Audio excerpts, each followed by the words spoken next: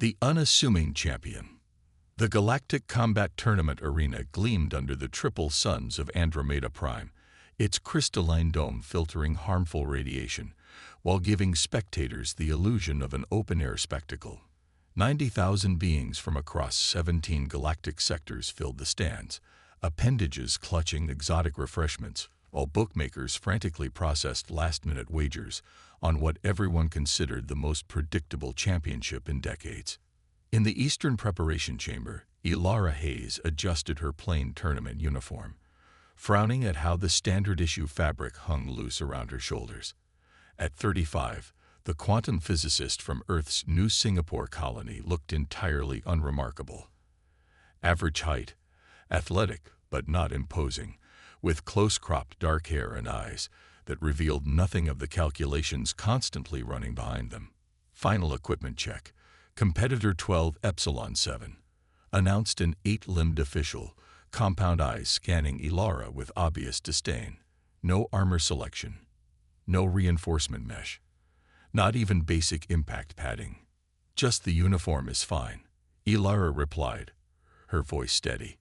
The official's mandibles clicked in what translated roughly to barely contained laughter, documenting competitors' refusal of standard protective equipment. Waiver accepted. Medical team has been notified to prepare accordingly. Ilara merely nodded. This was the 47th time she'd been reminded of her imminent doom since arriving on Andromeda Prime. The officials had stopped bothering to hide their amusement days ago. In the luxury preparation suite on the western side of the arena, Vrax Thor of the Centauri Dominion performed his pre-combat rituals with practiced precision. Standing nearly 3 meters tall, his exoskeleton pulsed with bioluminescent patterns that shifted between crimson and gold, the colors of victory in Centauri culture. Each of his 6 limbs could independently generate enough force to crush spacecraft-grade alloys. His carapace, evolved over millennia on a high-gravity world with constant meteor strikes, could withstand direct artillery impact. Another day, another trophy. Vrax Thor rumbled to his entourage of handlers and genetic optimizers. I almost feel guilty. Ending a species' first tournament appearance so brutally might violate some diplomatic protocol. His chief strategist, a being composed primarily of neural tissue suspended in nutrient gel, bubbled thoughtfully. The humans insisted on participating despite our warnings. Their diplomatic corps signed 17 different liability waivers. Technically, you're providing them an educational service about galactic realities. Vrax Thor's mandibles parted in what passed for a Centauri smile. Indeed, a lesson in proper evolutionary development. The Galactic Combat Tournament had begun 3 centuries earlier as a diplomatic solution to prevent interstellar war, a controlled environment for advanced civilizations to establish dominance without destroying planets in the process. Founded after the catastrophic Rigel conflict had rendered 3 habitable worlds temporarily uninhabitable, the tournament transformed ritualized combat into the galaxy's premier sporting event. The Committee of 12, representing the founding species, established rules favoring direct physical confrontation while prohibiting energy weapons and most technological enhancements. This supposedly created a level playing field, a concept that had human diplomats struggling not to burst into hysterical laughter during orientation briefings. Humans, to put it in technical xenobiological classification, were considered pathetically squishy. The average human possessed approximately 1/8 the strength of a Centauri juvenile, 1/12 the reaction speed of a Protean hunter, and none of the natural weaponry that made most competitors formidable opponents. Human bones fractured under pressures that merely tickled most species. Human skin tore where others had natural armor. Human reflexes might as well have been measured with sundials compared to species that perceive time in nanosecond increments. The tournament's previous champions read like an evolutionary arms race. Before Vrax Thor's unprecedented 7-year dominance, the 3-time champion, Kurzak, had possessed regenerative capabilities that allowed him to regrow severed limbs mid-match. The infamous Streltho had won twice using his species' ability to generate localized electromagnetic pulses that disrupted opponents' neural functions. The Valkyrian champion Lord Hexa had dominated using a specialized organ that could project focused sonic attacks capable of liquefying internal organs. And then came Vrax Thor, whose combination of physiological advantages, combat intelligence, and ruthless efficiency had made him practically unbeatable for nearly a decade. Humans had been offered tournament participation rights upon joining the Galactic Confederation 50 years ago, but wisely declined each time. Most human diplomats reacted to the invitation with the enthusiasm of someone being offered the chance to juggle antimatter without containment fields. So when the official tournament entry roster included a human competitor, most assumed it was either a clerical error or some bizarre human psychological warfare tactic. Outside the preparation chambers, the announcement system switched to the pompous tones of the tournament spokesperson. For the first time in tournament history, a representative of Earth has qualified for the championship round. Please welcome competitor 12 Epsilon 7. The crowd's reaction was less applause and more the sound of 90,000 beings choking simultaneously on their beverages. Through the eastern entrance walked Ilara, looking more like someone heading to a casual workout than a gladiatorial combat. Her tournament uniform, designed for species with more impressive physiques, hung slightly loose around the shoulders. "Is this some kind of joke?" shouted a 9-limbed Arcturian from the premium seating section. "I paid 30,000 credits for this." Ilara surveyed the arena with the detached interest of someone examining particularly uninteresting lab results. She rolled her shoulders once, nodded to the officials, and took her position in the competitor circle. The odds-making algorithms nearly crashed as the betting shifted to 15,000 to 1 against the human. Tournament historians would later note this as the single most profitable betting opportunity in sporting history. But at that moment, no one was insane enough to place money on her. When Vrax Thor entered, the stadium erupted in thunderous approval. His 6 arms raised in premature victory as he performed a traditional Centauri dominance display, his exoskeleton shifting through patterns of color that told the story of his previous victories. He spotted his human opponent and did something that would soon become infamous in sporting circles across 17 galaxies. He pointed directly at her and laughed, a sound that combined grinding metal with escaping steam. "They send a researcher to face a warrior." Vrax Thor's voice boomed through the arena's amplification system. The translation algorithms conveyed both amusement and contempt perfectly. "I reviewed your profile. Human. 3 advanced degrees in theoretical physics. Not a single combat achievement." Ilara's reply was picked up by the sensitive arena microphones. "I have some practical experience that didn't make it into the official records. Your species' humor is as underdeveloped as your musculature." Vrax Thor responded, triggering appreciative laughter from the crowd. Tournament officials approached with the traditional pre-match scans. Vrax Thor's readings displayed on the massive holoscreens around the arena, strength indicators off the charts, reaction time measured in microseconds, structural integrity at maximum capacity. When they scanned Ilara, several spectators assumed the equipment had malfunctioned. Her readings placed her squarely in the unexceptional category for humans, a species already considered barely above the qualification threshold for sentience by some of the more militaristic Confederation members.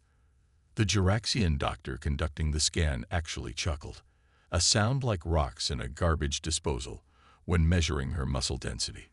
"Is this some kind of psychological warfare? Sending their weakest to make us lower our guard for the next 100 years?"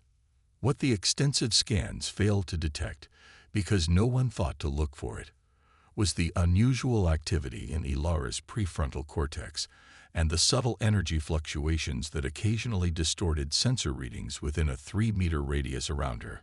The tournament's ancient regulations prohibited weapons and most technological enhancements, but contained no provisions against abilities that, technically speaking, shouldn't exist. "Final equipment and enhancement verification complete," announced the chief official. "Match parameters set for full contact, victory by submission, incapacitation, or ring out. Medical regeneration teams standing by." That last part was directed at Ilara with obvious concern, and a stretcher drone hovered noticeably closer to her side of the arena. Tournament tradition grants the challenger first strategic position. The official continued. Competitor 12 Epsilon 7, you may select your starting stance and approach. Ilara nodded and simply stood there, arms relaxed at her sides, feet shoulder-width apart. Is she just standing there? Asked a commentator, 8 eyes blinking in confusion. Perhaps it's a human defensive posture, suggested another commentator, tentacles waving dismissively. Though against Vraxthor, the distinction between defensive postures and suicide is largely academic. The chief official raised a limb. Competitors ready. Vraxthor shifted into his notorious battle stance, 6 limbs positioned for his signature opening combination, a series of strikes delivered with such speed and precision that opponents typically had no time to register the first blow before the 6th connected. Begin. The crowd collectively leaned forward, many recording devices focused on the human, hoping to capture footage of what would surely be the most spectacular dismantling in recent tournament history. Vraxthor launched himself across the arena, his massive form moving with impossible speed for something so large. His leading limbs extended, hardened carapace tips, aimed precisely at non-lethal, but thoroughly incapacitating points on the human's anatomy. What happened next caused 3 different tournament recording devices to malfunction as technicians dropped their equipment in shock. 2 meters from Ilara, Vraxthor inexplicably lost momentum. His forward progress halted as if he'd struck an invisible barrier. His 6 limbs pushed against nothing, carapace straining, bioluminescent patterns flashing in confusion. Ilara hadn't moved. She hadn't gestured. Her expression hadn't even changed. For 3 seconds, an eternity in combat terms, Vraxthor hung suspended, his every effort to advance meeting inexplicable resistance. Then, with a sudden release of whatever force held him, he tumbled backward, landing heavily on the arena floor with a crash that registered on seismographs 2 levels below. What just happened? Sputtered the official commentator, replaying the footage at 1/16th speed. It appears the human stood there and somehow won the exchange. 90,000 beings watched in stunned silence as the undefeated champion rose slowly, his bioluminescent patterns pulsing with what xenobiologists recognized as the Centauri expression of extreme confusion. Equipment malfunction, shouted someone from the VIP section. Environmental system failure, called another. Tournament officials rushed to verify the arena's integrity, finding all systems functioning normally. No force fields had activated. No gravitational anomalies registered. Nothing explained what everyone had just witnessed. Vraxthor reset his stance, mandibles clicking rapidly, a Centauri sign of agitation. This time, he approached more cautiously, circling Ilara, who simply turned in place to track his movement. The champion appears to be reevaluating his strategy, noted a commentator, professional detachment barely masking obvious bewilderment. With lightning speed, Vraxthor extended 1 limb in a probing strike, a standard tournament technique for testing an opponent's defenses. The limb stopped precisely 3 centimeters from Ilara's shoulder, as if striking solid material where there was visibly nothing but air. The champion withdrew, eyes narrowing. He circled again, then launched a complex multi-line attack sequence that had overwhelmed every previous opponent's defensive capabilities. Each strike halted at exactly the same distance from the human's body. A murmur ran through the crowd. Bookmakers frantically adjusted odds as unexpected wagers began flooding in from the human sectors of the audience. Tournament security reported unusual betting patterns emerging from Earth-controlled territories. Is this some form of technology we're not detecting?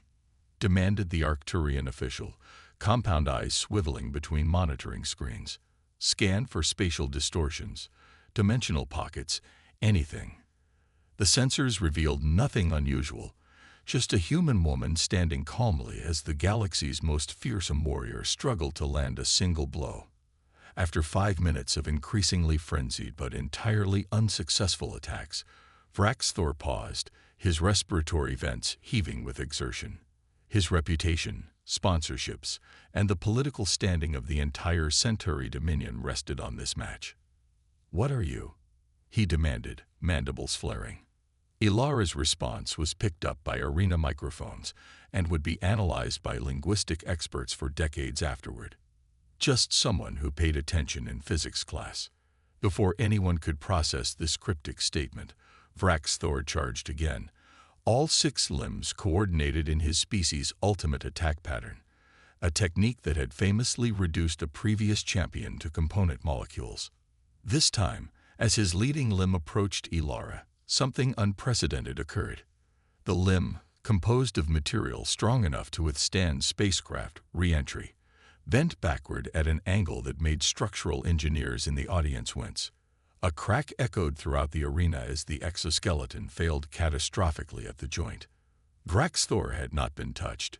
Ilara had not moved. The champion dropped to his knees, damaged limb hanging uselessly, his bioluminescence pulsing in patterns that the translation algorithms interpreted as expressions of shock and pain. "Submit," Ilara said quietly. "Please, I don't want to cause permanent damage." The submission signal flashed before she finished speaking. For 30 seconds, the arena remained in absolute silence. Then chaos erupted as officials, medical teams, security personnel, and media representatives all converged on the arena floor. As medics rushed to attend to the injured champion, one question echoed throughout the facility, across broadcast channels, and through the secure diplomatic communications networks that had been monitoring the match. What had humanity been hiding all this time, and what did it mean for the future of galactic politics? Ilara Hayes simply walked back toward the preparation chamber, pausing only to nod respectfully to her defeated opponent. The galactic combat tournament would never be the same again. Neither, for that matter, would humanity's place in the cosmos. Hidden potential. Ilara Hayes had not always known she was different. As a child growing up in the reclaimed wetlands of New Singapore, she had simply assumed everyone could feel the subtle vibrations of matter around them. The gentle hum of atoms dancing in perpetual motion, the whispered conversations between particles as they negotiated their quantum states. It wasn't until her 7th birthday, when she accidentally prevented her younger brother from falling off a hover platform by freezing him in midair, that her parents realized their daughter possessed something extraordinary. "We need to be careful about this," her father had said that night, voice low as they gathered in the family's modest apartment. "The Confederation monitors everything. If they learn humans can do this." Her mother, a diplomat who'd helped negotiate Earth's entry into the Galactic Confederation 50 years earlier, nodded grimly. "The classification protocols exist for a reason. If they knew what we could potentially do." Young Ilara hadn't fully understood the politics then. She just knew that her trick, as her brother called it, was something to be hidden, practiced only in the secure basement of their home, surrounded by scanning jammers disguised as ordinary household appliances. Now, as she sat in the tournament's medical evaluation chamber following her victory over Vraxthor, those childhood warnings echoed in her mind. Outside the chamber's soundproofed walls, the galactic combat tournament had descended into chaos. Security footage showed officials arguing violently, diplomats from 17 species engaged in emergency communications, and bookmakers suffering what their species' equivalent of nervous breakdowns as they processed the most catastrophic payout ratios in sporting history. "Your bio readings are puzzling," said the Juraxian medical officer, passing a scanning device over Ilara for the 14th time. The device emitted a series of frustrated beats. "There are energy patterns we cannot identify, centered primarily in your prefrontal cortex. Are you enhancing your neural functions with some form of undetectable technology?" "No technology," Ilara replied truthfully. "Just natural human abilities." The Juraxian's appendages twitched skeptically. "Impossible. Humans are thoroughly documented in the Confederation Xenobiological Database. No such capabilities are registered." Ilara smiled slightly. "Perhaps your documentation needs updating." Before the medical officer could respond, The chamber door hissed open. 3 beings entered. The tournament director, a massive Gordian whose amorphous form rippled with stress patterns, the Confederation security liaison, a Proximan whose crystalline structure refracted light in patterns indicating extreme agitation, and a human man in the formal attire of Earth's diplomatic corps. Ambassador Chen, Ilara acknowledged, recognizing her mother's former colleague. Dr. Hayes, the ambassador replied with a slight bow. Congratulations on your victory. You've made quite an impression. The tournament director's translation module converted his subsonic rumblings to standard Confederation speech. An impression. The betting syndicates are calling it financial terrorism. 17 trillion credits changing hands in 5 minutes. The Centauri Dominion is threatening to withdraw from the Confederation, and the medical team can't explain how their champion's primary combat limb was structurally compromised without physical contact. The security liaison's crystalline form vibrated at frequencies that indicated barely contained alarm. We have detected no technological enhancements, no external energy fields, nothing that would explain what 90,000 witnesses observed. This violates 17 different tournament regulations regarding undisclosed competitor capabilities. Actually, Ambassador Chen interjected smoothly, if you review Section 12, Paragraph 7 of the Tournament Charter, you'll find that natural evolutionary capabilities are explicitly permitted, regardless of their nature. The prohibition applies only to technological or chemical enhancements. Natural. The tournament director's form rippled violently. You expect us to believe this is a natural human capability. Chen smiled diplomatically. Not all humans possess these abilities to the same degree, just as not all Centauri develop identical exoskeletal strength. Dr. Hayes represents an exceptional example, certainly, but her abilities fall within the natural spectrum of human potential. The security liaison's crystals pulsed with skepticism. Why has this natural potential never been documented in 50 years of Confederation membership? A tense silence filled the chamber.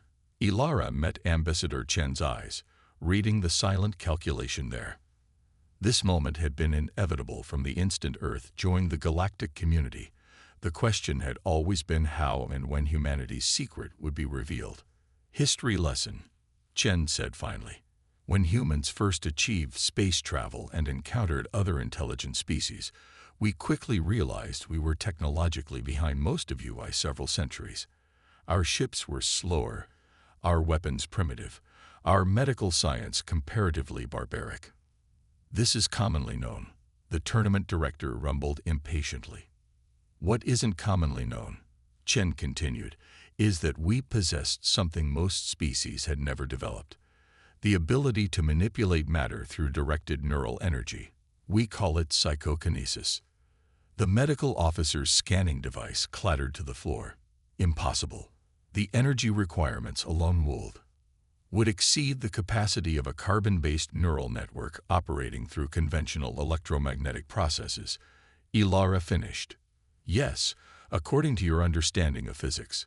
But we discovered generations ago that consciousness operates on quantum principles that allow for direct matter manipulation without the energy expenditure your models predict. The security liaison's crystalline structure vibrated with what might have been laughter. Preposterous. If humans possessed such abilities, you would have dominated the galaxy centuries ago. Would we? Chen asked quietly.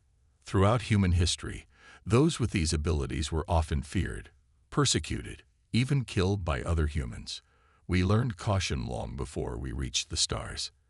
When we joined the Confederation and realized we were outnumbered by trillions of beings who might react with similar fear, well, concealment seemed prudent. Ilara could practically see the calculations running behind the tournament director's sensory clusters. How many humans possess this capability? Approximately 80% of our population has the potential to some degree, Chen replied. Though most never develop it beyond moving small objects or sensing energy fields. Perhaps 5% achieve significant mastery. Maybe 1% reach Dr. Hayes' level of control. 1% of humanity still represented nearly 100 million individuals. The security liaison's crystalline structure briefly lost coherence, the equivalent of a stunned gasp. The Centauri Dominion will demand verification, the tournament director said after a long pause.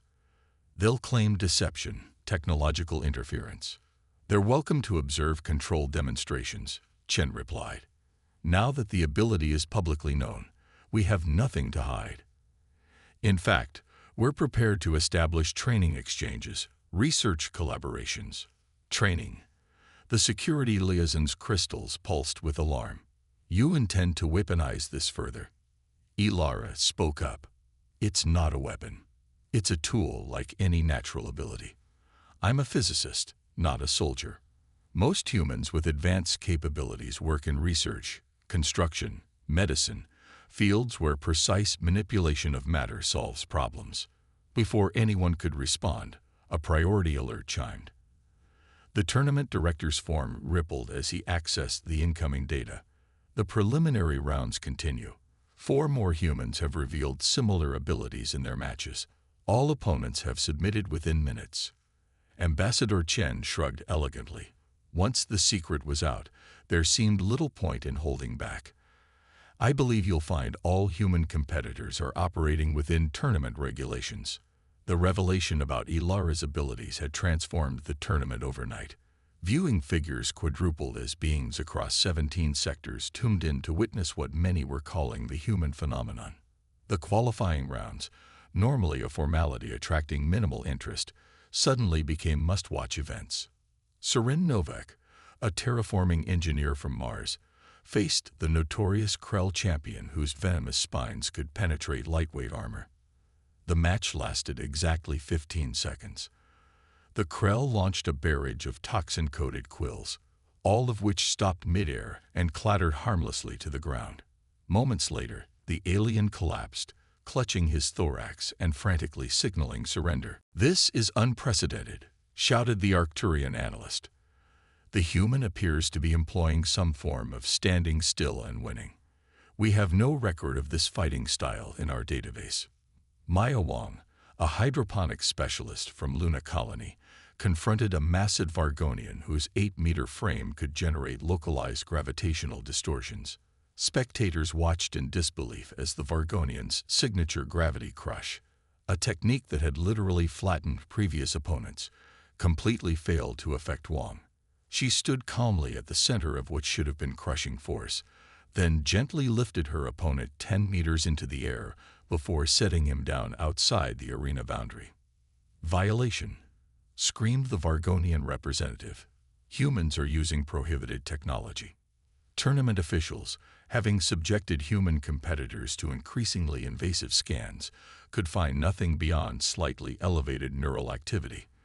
When questioned about their techniques, the humans offered only variations on what was becoming their standard response: applied quantum manipulation through directed consciousness. Scientific experts across the Confederation were baffled. Humans possessed no telekinetic abilities, insisted the Galactopedia's leading xenobiologist. Their brains barely generate enough electricity to power their primitive nervous systems. But the evidence playing out in arena after arena could not be denied. The qualifying rounds became a showcase of human abilities that defied conventional understanding. Objects moved without being touched. Energy fields materialized from nothing. Physical laws that had governed combat sports for centuries seemed to bend around human competitors. In the premium viewing box, Ambassador Chen entertained a stream of diplomatic representatives, suddenly eager to renegotiate treaties with Earth. Technological exchange agreements, territorial boundaries, trade terms, all were suddenly on the table in ways that would have been unthinkable days earlier. "We've always valued our relationship with the Procyon Collective," Chen told the nervous Procyon ambassador, whose species had been particularly dismissive of human potential in previous negotiations.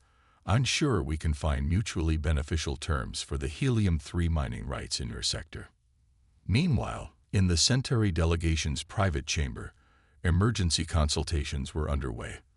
Vraxthor, his damaged limb encased in a regeneration field, reviewed footage of Ilara's mash for the 20th time. "It defies explanation. he told the Centauri High Command representatives, who had arrived via priority transport. I felt a resistance unlike anything in my combat experience. Not a force pushing against me, but rather reality itself refusing to allow my advance. Could it be technological? Asked the Centauri strategic director, mandibles clicking anxiously. Some form of localized field generator. The medical specialist's appendages waved dismissively. Impossible. The human has been subjected to molecular-level scanning. No implants, no external devices. Whatever she did originated from her own neural activity. The implications are concerning, the strategic director said, using a Centauri term that translated more accurately as existentially terrifying. If humans can manipulate matter through thought alone, our military doctrine requires complete recalibration. Our strength-based technological advantages become irrelevant.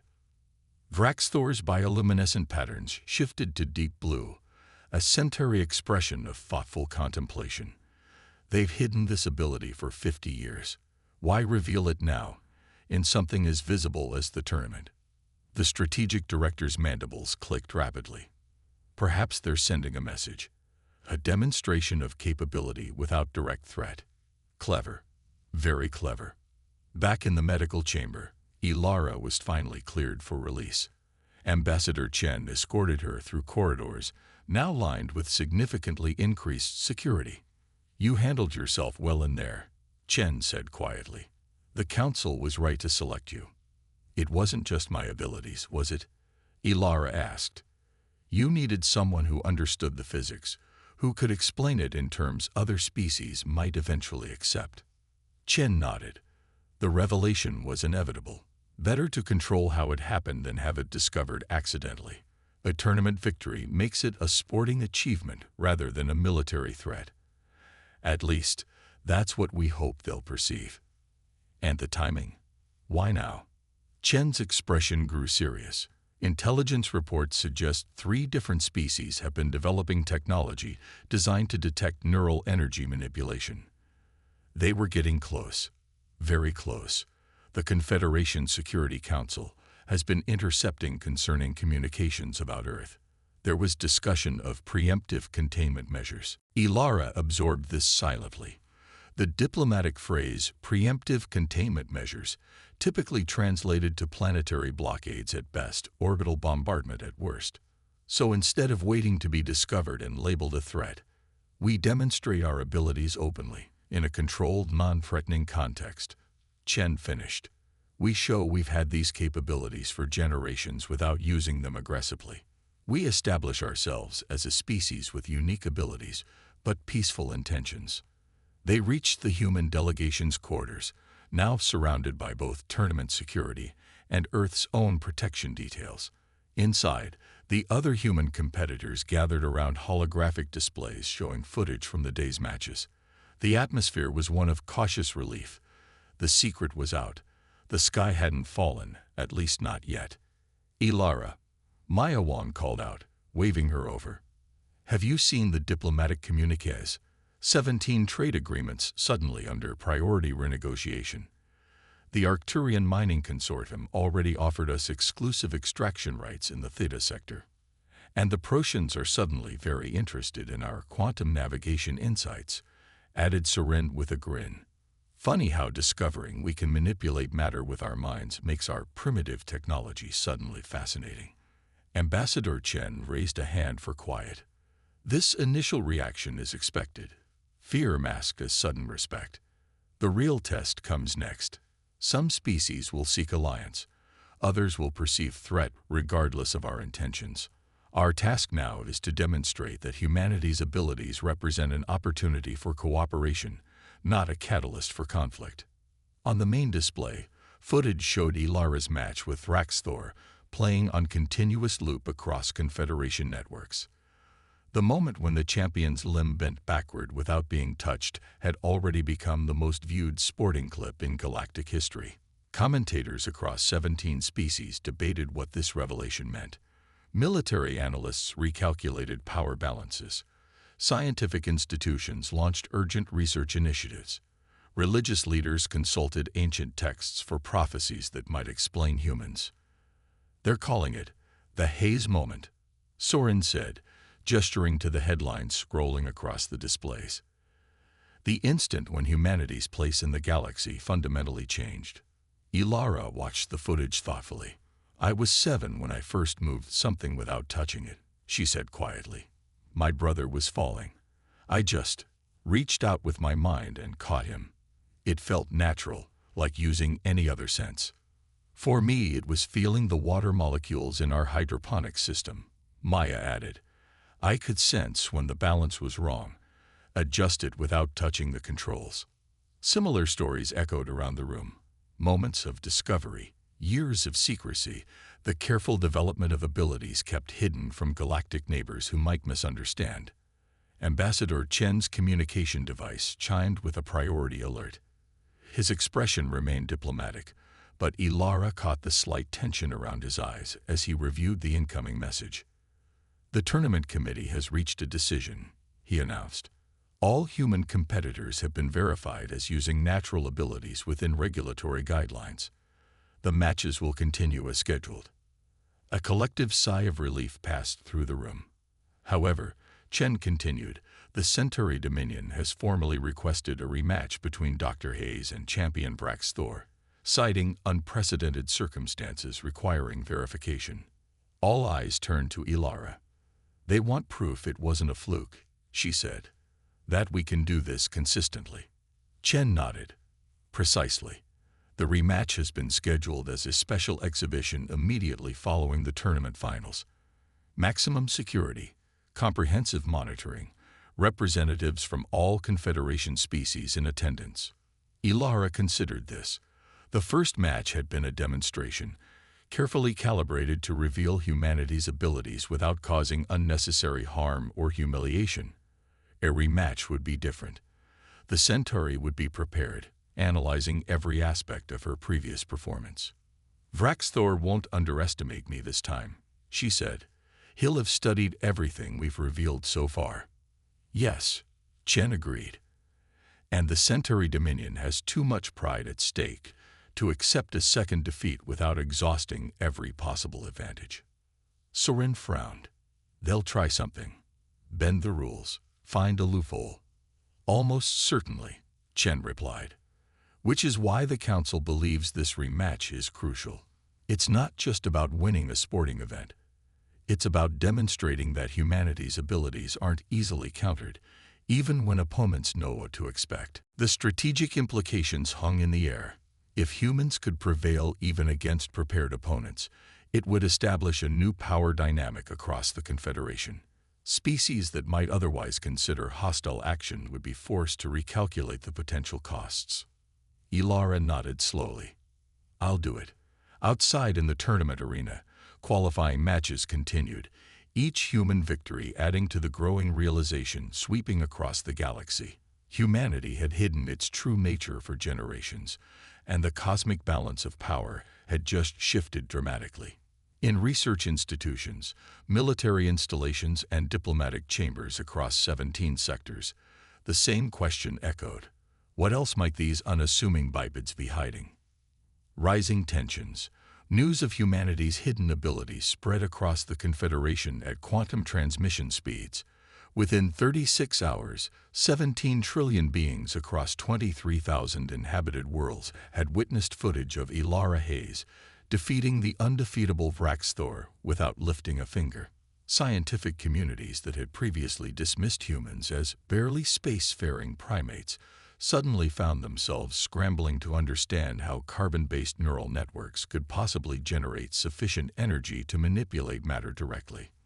The tournament arena, originally designed to accommodate 90,000 spectators, now struggled with security protocols as diplomatic delegations from across the galaxy demanded immediate access. The committee,